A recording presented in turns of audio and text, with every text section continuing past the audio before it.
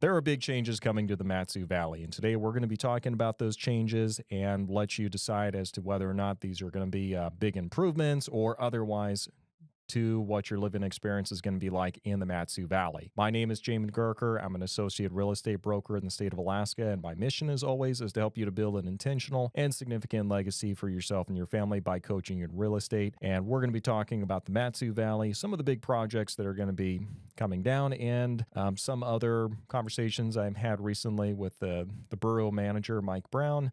I'm talking about the MatSu Valley and some potential projects that could be coming down the assembly line. Before we get started, though, do make sure you give this video a like, subscribe, do all that good stuff. Make sure that the algorithm knows this channel is blessed. And without further ado, let's jump into it.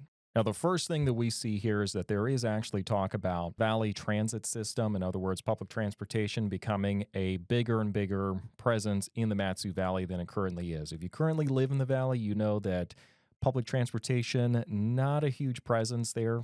For the most part, if you don't have your own vehicle in the MatSu Valley, that's going to be a problem.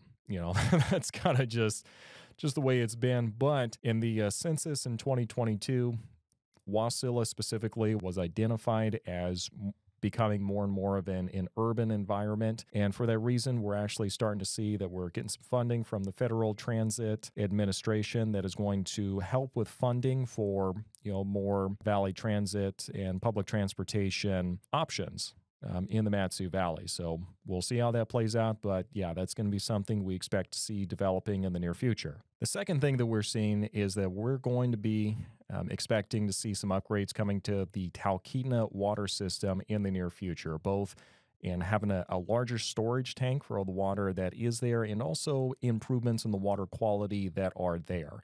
And that's going to be good news for the people living in Talkeetna and for the tourists who do go through there. And that is going to definitely help with further development in the future. All right, now the third thing we see is that there is actually plans afoot to really start improving the biking and pedestrian situation in the MatSu Valley, looking more specifically to Wasilla, I believe.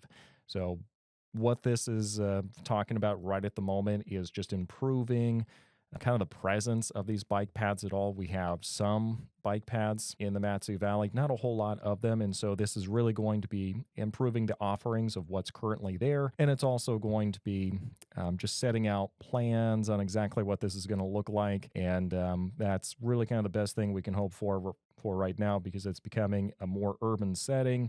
And so for that reason, we need to make sure that we're planning for bicyclists and pedestrians just to make sure that it's as safe as possible. Because right now, for the most part, if you're a pedestrian walking on the side of the road, it can be a little hazardous because you've got cars whipping by you at 45 or so miles per hour in a lot of these residential quasi-urban areas, and there's not much of a shoulder. So the presence of those bike paths and sidewalks are going to be pretty welcome change.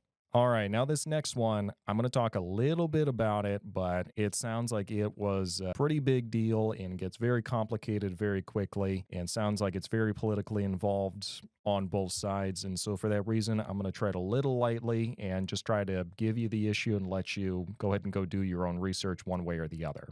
But there was some proposals about the Supplemental Wetland Mitigation Ordinance. And at its core, what this was is it was a proposed ordinance to create more transparency, maybe that's not the right word, around the development of 10 acres or more of areas that are wetlands. And this would have created an extra layer of protection and reports. If I'm reading everything correctly, it's tough to read on topics like this because everything is just politically phrase, so it's hard to know exactly what they're talking about. Haven't been able to find anyone to talk directly about it. If you know someone, I'd love to talk about it because it sounds like it was an interesting ordinance with impact for the area because, as you know, there's definitely a lot of wetlands around the Wasilla area, and anytime we start talking about development and wetlands, it's usually going to be an impactful discussion.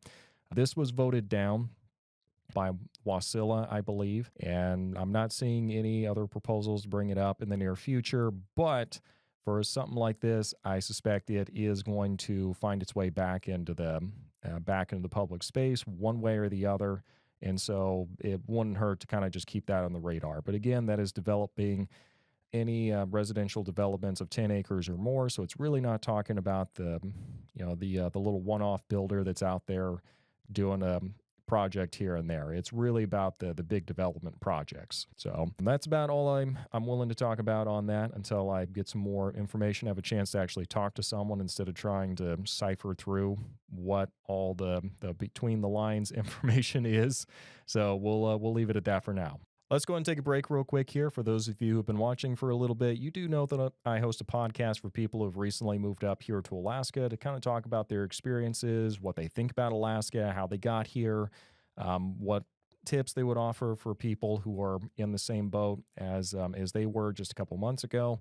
And we are going to be coming up with a fresh batch of episodes in just a little bit here. I've been pretty busy, obviously, getting this entire studio set up, and that is now done. And so now I can get back to the work of actually producing content. And so you're going to see more episodes coming out in the very near future. If you want to check out some of our episodes, which we have nearly 100 at this point, go to the link in the description section down below for the Alaskan Journey podcast and make sure you follow that. And additionally, if you'd like a copy of my relocation guide for those of you who are considering moving up here, make sure you go to my website. And when you register, make sure you put relocation guide in the comments section so I know what to send you. Now, let's go and finish up today's video talking about the MatSu Valley. Now, the rest of this information is going to be information that was gleaned in a conversation I had with Mike Brown, who is the borough manager for the entire MatSu Valley. I had him on the live stream a couple of months ago. It was a great conversation. Make sure you go check that out because it's kind of underappreciated, really, I think, and kind of the information that he was providing. But one of the big things that he talked about is just the water offerings of for water and waste treatment in what's offered by Wasilla and Palmer is probably going to be expanded in the near future. The borough doesn't do anything directly with water or wastewater, but they are starting to help to kind of facilitate and help some of those conversations along with the two cities in order to improve what it is that they're offering. And obviously, if that happens, then that's kind of the water rising in the harbor that helps all ships, figuratively. So that's what we'd like to see in the near future, and we'll see how that plays out.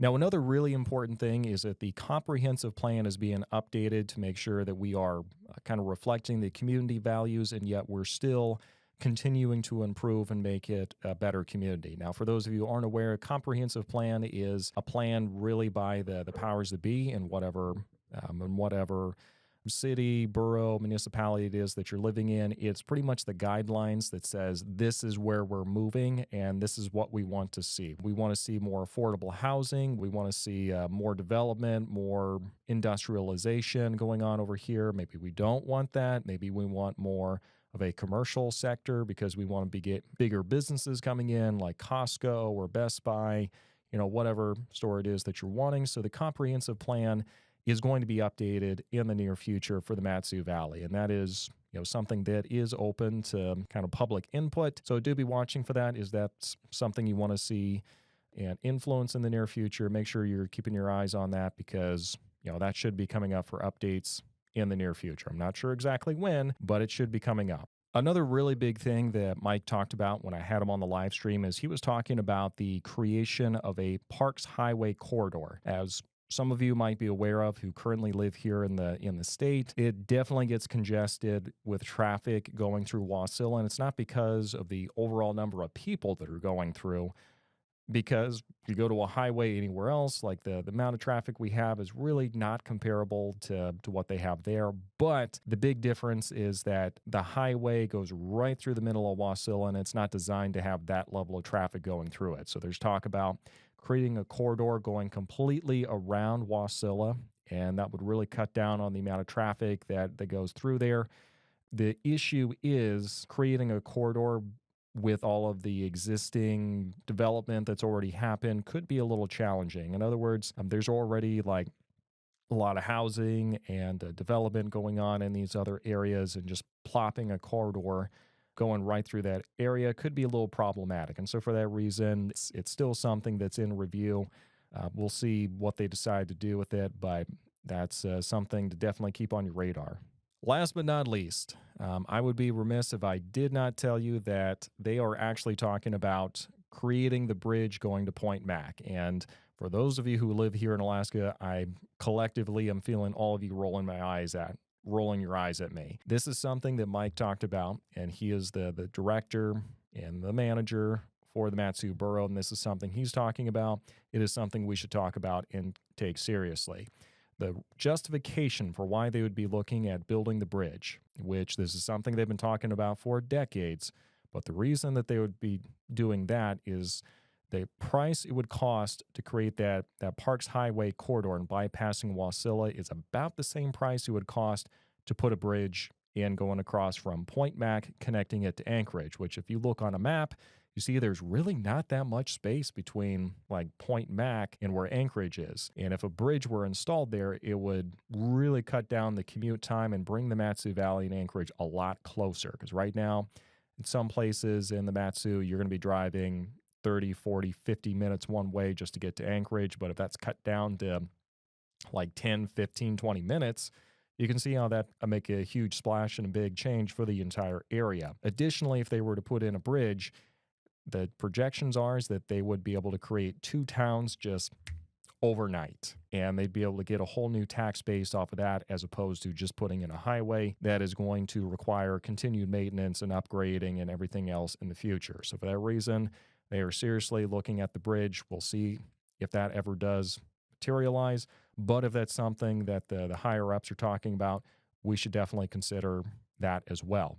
So this has been your video talking about what's going to be coming down the assembly line in the MatSu Valley. I sure hope it's been useful for you. If you have any further questions, do make sure to reach out to me. I'd be more than happy to talk shop and kind of see exactly what's going on in the near future. Thanks for watching. See you next time.